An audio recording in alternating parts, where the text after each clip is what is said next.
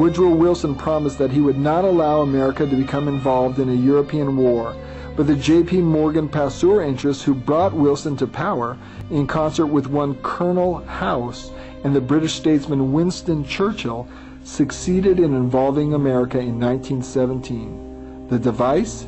The sinking of the Lusitania in 1916 purposefully sank in order to generate a public backlash which would pull the United States into a war with Germany.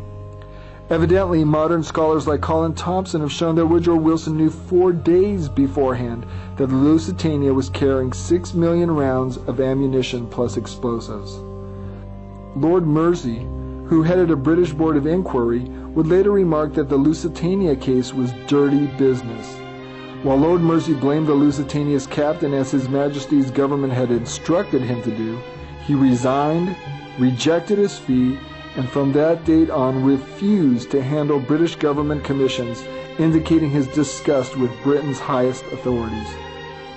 This conspiratorial elite should have been brought to trial for treason, but that would presume the system for the elite cabal is based on justice. Millions would die in World War I. 500,000 men died in the trenches in northern France in horrible bloody battles in which poison gases manufactured by Germany's IG Farben were used.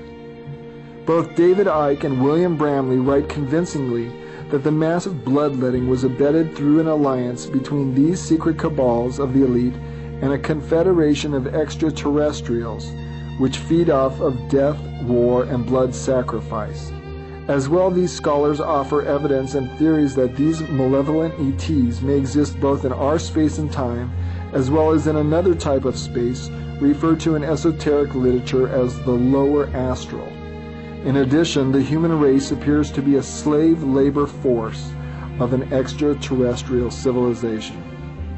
A relationship may exist between these malevolent ETs and the type of cigar-shaped UFOs seen across America, most notably in Texas between 1896 and 1897, just 20 years prior to the United States entry into World War I. By May 1st, 1918, the Bolsheviks controlled only a very small portion of Russia and were dangerously close to being eliminated until a committee created by Wall Street oil, weapons, banks, and transportation sectors helped finance and support the Bolsheviks. The Communist Party USA had nothing to do with this organization. It was created by corporate elements to finance one side of a foreign war without the constitutional right or directive to wage war in another country. The American League to Aid and Cooperate with Russia, officially organized in public in Washington, D.C., was led by Standard Oil's George P. Whalen of subsidiary Vacuum Oil Company as treasurer, Coffin and Odin of General Electric, Thompson of the Federal Reserve System, and Willard of the Baltimore and Ohio Railroad. This group of international bankers backed the Bolshevik Revolution and subsequently profited from the establishment of a Soviet Russia. The very people who engineered World War I on all sides were appointed to attend the Paris Peace Conference in 1919. The host of the conference was Baron Edmund de Rothschild, a leading campaigner for a Jewish state in Palestine, where the cabal could profit off of perpetual conflict for decades to come. In addition, Rockefeller Jr. provided the funding for the construction of the Palestine Archaeological Museum in East Jerusalem, the Rockefeller Museum, which quarantines the Dead Sea Scrolls. Out of the Paris Peace Conference came the World Court in The Hague, Netherlands, and the League of Nations, formed on June 28, 1919, an organization secretly intended to further the cabal's goal of a one-world global government.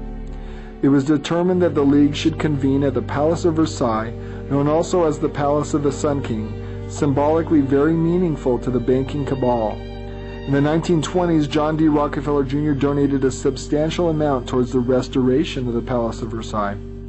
Rockefeller Jr. endowed a major library for the League in Geneva in order to rewrite history as he and the cabal saw fit.